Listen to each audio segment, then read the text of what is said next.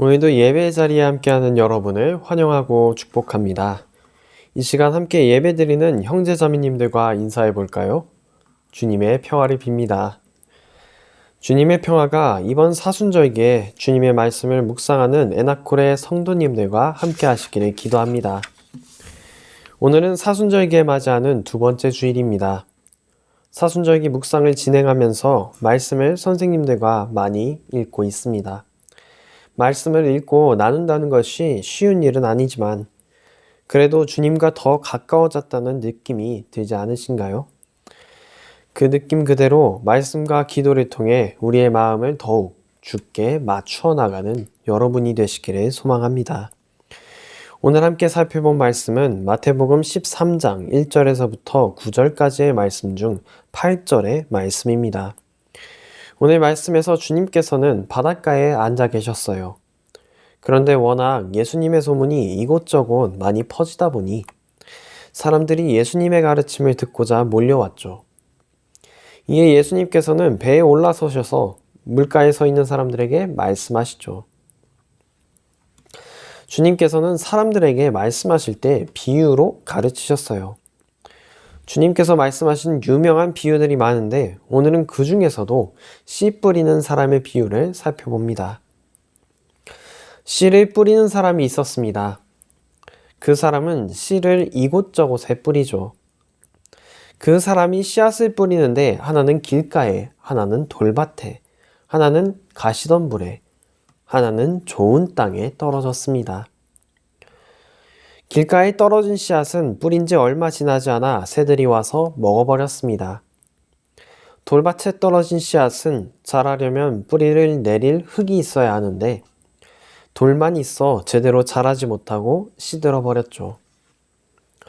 가시덤불에 떨어진 씨앗은 자라려면 햇빛이 있어야 하는데 가시덤불이 막고 있으니 햇빛을 보지 못해 시들어 버렸습니다.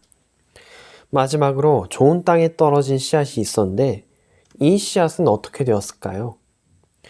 오늘 말씀을 다시 한번 살펴보겠습니다. 마태복음 13장 8절 말씀입니다. 그러나 덜어는 좋은 땅에 떨어져서 열매를 맺었는데 어떤 것은 100배가 되고 어떤 것은 60배가 되고 어떤 것은 30배가 되었다. 그렇습니다. 아주 큰 열매를 맺게 되었습니다. 오늘 주님께서 사람들을 가르치신 말씀은 비유였어요. 사람들이 이해하기 쉽게 이야기로 빗대어 가르치신 거죠. 빗대어서 표현했다는 말은 씨 뿌리는 사람, 씨앗, 그리고 씨앗이 떨어진 길가, 돌밭, 가시덤불, 그리고 좋은 땅에 어떤 의미가 있다는 얘기겠죠. 한번 차근차근 살펴보도록 하겠습니다. 먼저 오늘 말씀에서 가장 중요한 씨앗이란 무엇일까요? 마태복음 13장 19절을 살펴보면 하늘나라를 두고 하는 말씀이라 설명합니다. 즉 씨앗은 복음인 거죠. 씨앗이 복음일 때 씨를 뿌리는 사람은 복음을 뿌리는 사람입니다. 바로 우리에게 복음을 내려주신 하나님이시며 주님이십니다. 주님께서는 우리에게 복음을 뿌려주시죠. 어느 곳이든지 복음이 닿지 않는 곳이 없습니다. 그곳이 길가이든지 돌밭이든지 가시덤불이든지 좋은 땅이든지 주님의 복음은 차별 없이 어느 곳이든 뿌려집니다. 다음으로 씨앗이 뿌려진 땅들을 살펴보겠습니다. 씨앗이 뿌려진 땅들은 길가, 돌밭, 가시덤불, 좋은 땅이죠. 그런데 오늘 말씀에 대해서 제자들이 알아듣지 못하자 주님께서 풀어서 설명해 주신 말씀이 있습니다.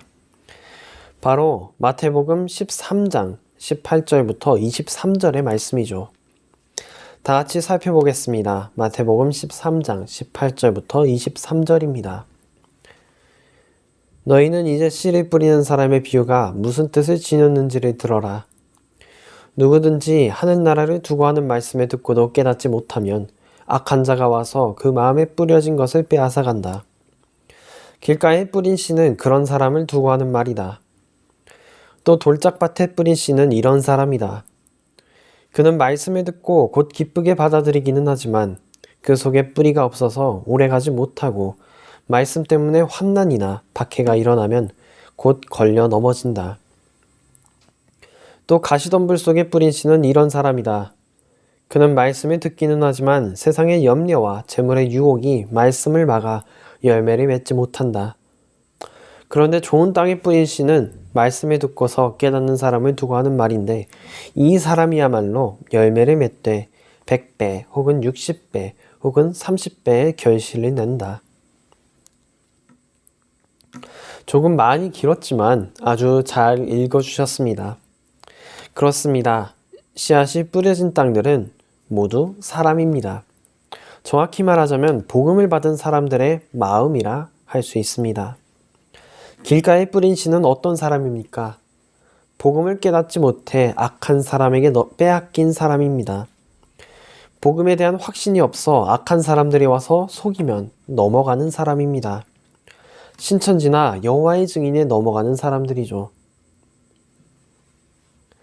돌짝밭에 뿌린 씨는 어떤 사람입니까? 복음을 듣기는 했으나 신앙생활을 대충 하는 사람입니다.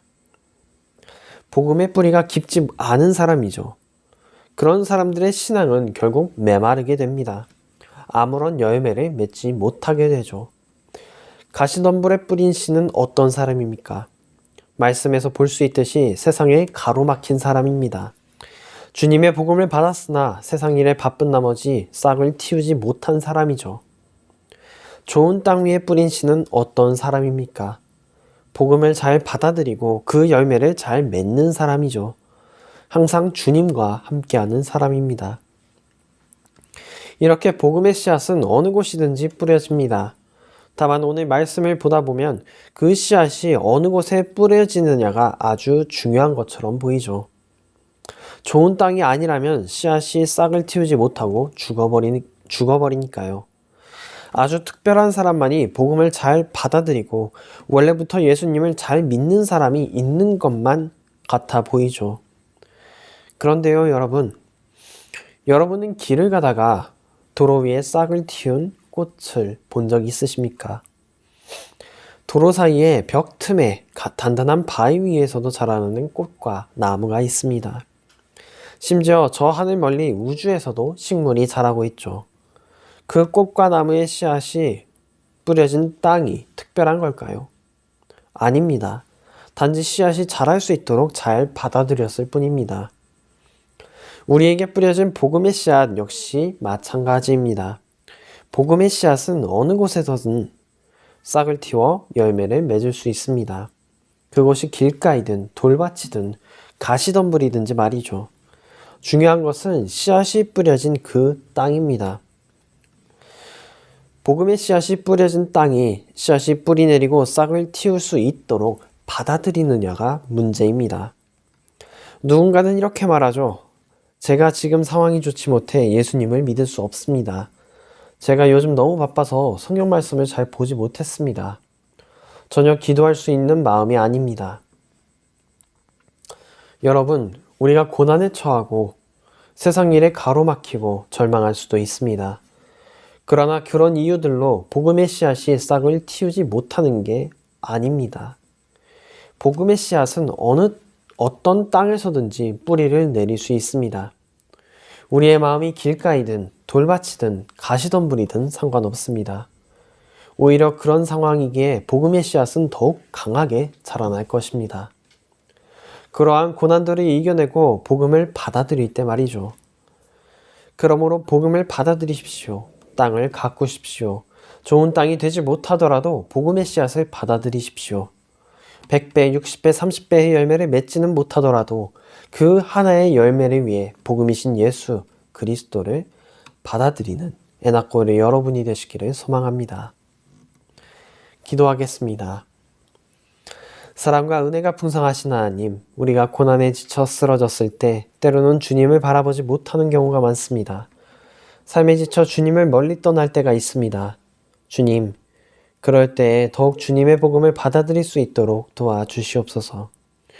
우리의 마음이 길가, 돌밭, 가시덤불이더라도 주님께서 붙들어 주시면 복음의 씨앗이 싹을 틔울 것을 믿습니다. 주님, 우리가 복음이신 주님을 받아들일 수 있도록 도와주시옵소서. 항상 우리와 함께 하심에 감사드립니다. 이 사순절기 동안에 주님의 고난과 고난을 이기신 예수 그리스도를 기억하며 나아가게 하시옵소서. 거룩하신 주 예수 그리스도의 이름으로 기도드립니다. 아멘.